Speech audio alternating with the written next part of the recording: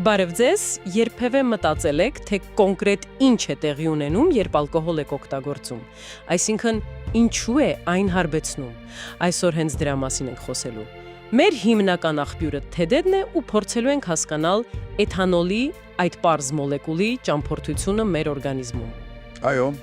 էթանոլը կամ սովորական ալկոհոլը ալկոհոլային խմիչքների հիմնական բաղադրիչն է ու իր պարզ կառուցվածքի շնորհիվ շատ հեշտ է անցնում օրգանիզմի, այսպես ասած, պատնեշներով։ Լավ, եկեք հետևենք դրա ուղուն։ Ասենք առաջին կումա արեցիք, ինչ է լինում հետո։ Դե սկզբից հայտնվում է ստամոքսում, հետո արդեն սկսում են ներծծվել արյան մեջ։ Հիմնականում մարսողական համակարգով, հատկապես բարակ աղիքի պատերով։ Բանն այն է, որ եթե կերել եք, ստամոքսի ու բարակ աղիքի միջև մի փական կա, պիլորիկ սֆինկտեր են ասում, դե դա փակվում է մի որոշ ժամանակով։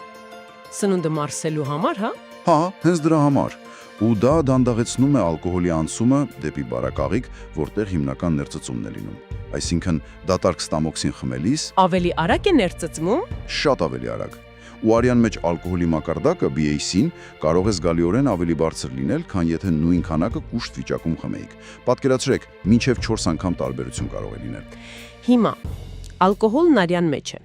Ուր է գնում։ Արյունը տանում է այն ամբողջ մարմնումային, բայց ամենաշատը հասնում է այն օրգաններին, որոնք ամենաշատ արյունն են ստանում։ Դրանք հիմնականում լյարդն ու ուղեղն են։ Ու լյարդն է առաջինը սկսում մաքրել այն։ Այո, լյարդը մեր հիմնական դետոքս կենտրոնն է այս դեպքում։ Հատուկ ֆերմենտներ կան, սպիտակուցներ, որոնք երկու փուլով քայքայում են ալկոհոլը։ Սկզբից ADH ֆերմենտն է գործում։ Ինչ է անում այդ ADH-ը։ Էթանոլը վերածում է ացետալդեհիդի։ Սա իրականում բավականին տոքսիկ նյութ է։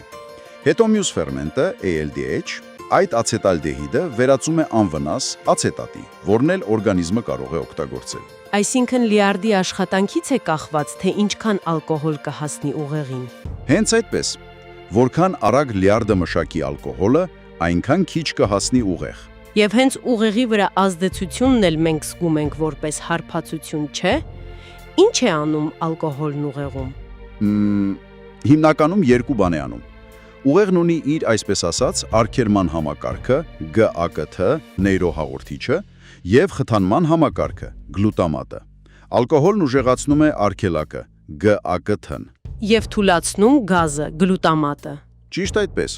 Արդյունքում նեյրոնների միջև կապը, հաղորդակցությունը դանդաղում է։ Դրա համար էլ սկզբում թուլացում ենք զգում, հանգստություն։ Իսկ շատ խմելիս քնկոտություն, խոսքի խանգարումներ։ Հա, իսկ շատ բարձր դոզաները կարող են վտանդավոր լինել, ազդելով կենսական ֆունկցիաների վրա։ Բայց սա դեռ ամենը չէ։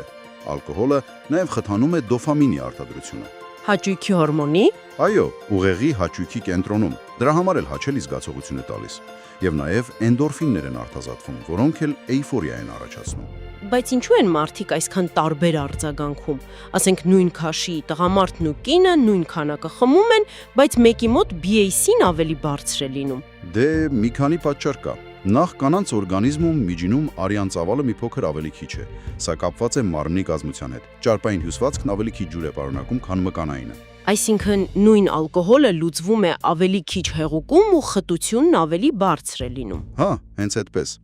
Երկրորդ գենետիկան։ Մարդկանց մոտ լյարդի ֆերմենտները ADH-ն ու ALDH-ն տարբեր արագությամբ են աշխատում։ Ու նաև նախկին փորձը, չէ, տոլերանտությունը։ Այո, եթե մարդ կանոնավոր օգտագործում է, լյարդը կարող է ավելի շատ ֆերմենտ արտադրել, այսինքն տոլերանտություն է զարգանում։ Իսկ երկարատև չարաշահումը կարող է հակառակ էֆեկտը տալ, վնասել լյարդը։ Ստացվում է, գեներն ազդում են ոչ միայն նրա վրա, թե ինչպես ենք հարբում, այլ նաև քաղվածության ռիսկի վրա։ Անպայման։ Տարբերություններ կան նաև դոֆամինի, գակտի, էնդորֆինների համակարգերում։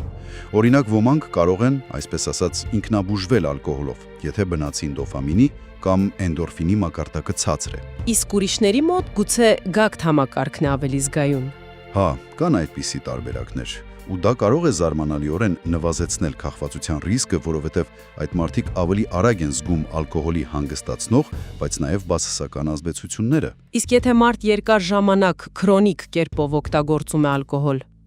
ինչ է տեղի ունենում ուղեղում։ Դե ուղեղը սկսում է հարմարվել, փորձում է հավասարակշռել ալկոհոլի մշտական ազդեցությունը, Սկսում է նվազեցնել սեփական գաքացի, դոֆամինի, էնդորֆինների արտադրությունն ու ակտիվությունը։ Եվ ուժեղացնում գլուտամատի, գազի պեդալի աշխատանքը։ Հենց այդպես։ Արդյունքում, երբ մարդը չի խմում, զգում է անհանգստություն, յուրագրգռություն, քունը խանգարվում է, հաճույք ստանալը դժվարանում է, մի խոսքով արատավոր շրջան է ստացվում։ Հարպածությունը ուղղակի քիմիա չէ, շատ ավելի բարդ գործընթաց է։ Այո, դա ձեր կենսաբանության, գեների, սեռի եւ ձեր փորձառության, սովորությունների օգտագործման պատմության միահյուսումն է։ Եվ այս բոլոր գործոններն էլ ձևավորում են, թե կոնկրետ դուք ինչպես կարձագանքեք ալկոհոլին։ Ճիշտ է։ Ու դա նշանակում է, որ որոշ մարդիկ ցավոք ավելի հակված են խնդիրներ ունենալու, քան մյուսները։ Եվ վերջում մի հարց էլ ձեզ, մեր ունկնդրին,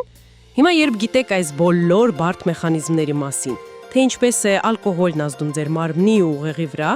ինչպես կարող է այս գիտելիքը փոխել ձեր վերաբերմունքը ալկոհոլի եւ դրա հետ կապված ռիսկերի նկատմամբ։ Մտածեք այս մասին։